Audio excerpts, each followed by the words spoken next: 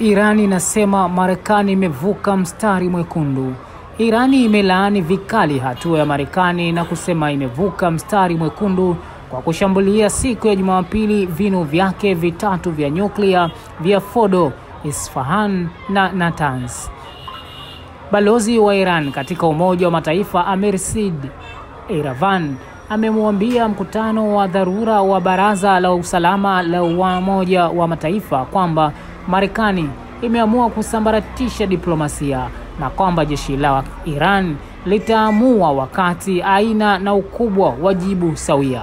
Marekani inadai kuwa mashambulizi yake vilisababisha uharibifu mkubwa, lakini haijawa wazi athari hizo ni kubwa kiasi gani. Waziri wa mambo ya nje wa Iran Abbas Araghchi amesafiri kuelekea mjini Moscow kuratibu na mshirika wake wa karibu Urusi juu ya hatua zitakazofuata.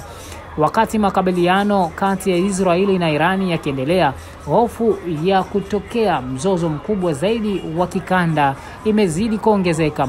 Baadhi ya waangalizi wameonya pia kwamba mustakabali wa juhudi za kudhibiti kuenea kwa silaha za nyuklia kwa njia za amani huko hatarini kote duniani.